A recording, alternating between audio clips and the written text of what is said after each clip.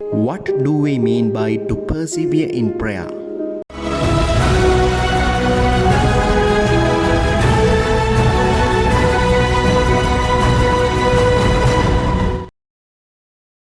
What is perseverance? When you start up something, you will need that inner strength to keep you going and overcome the worries and challenges. One who is persevering has the ability to stand by his opinion or cause in spite of difficulties and challenges. Any goal that we are currently working towards can be challenging. You may want to finish a project in your job, to complete an assignment in your degree, or to get good results at your exams. All these need your time, energy, and focus till you achieve it. When you meet challenges and hardships, you may run out of strength and motivation. Then you need perseverance and persistence to keep yourself going forward.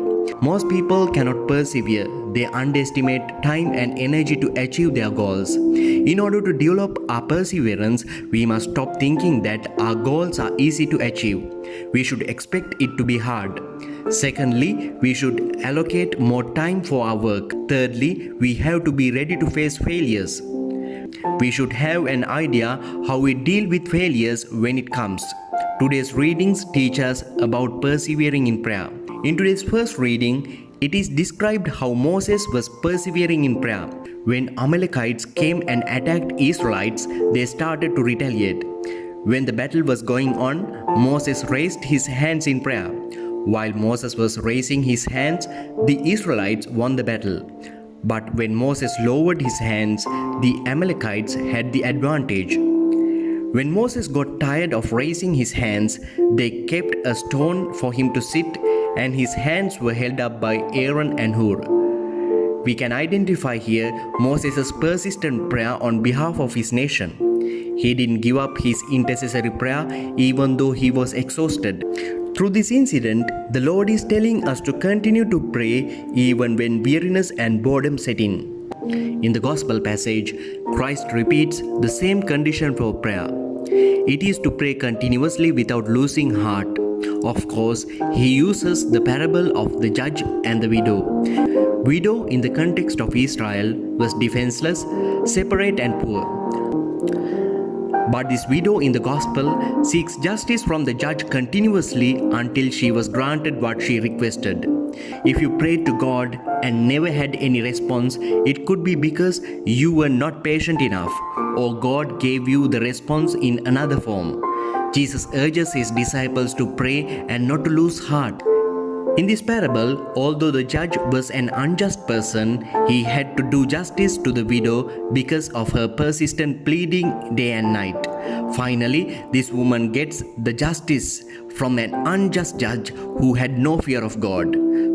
So, if an ungodly judge answers with justice in the end, how much more will a loving and a holy Father give what is right to his children? In our life, we will not get immediate results when we pray. God is not a storekeeper who supplies our daily requirements. He is also not a magician who would work miracles whenever we call heavens. But God is a loving Father who would provide us what is good for our salvation. God expects us to keep on asking, seeking, knocking and praying until the proper answer comes.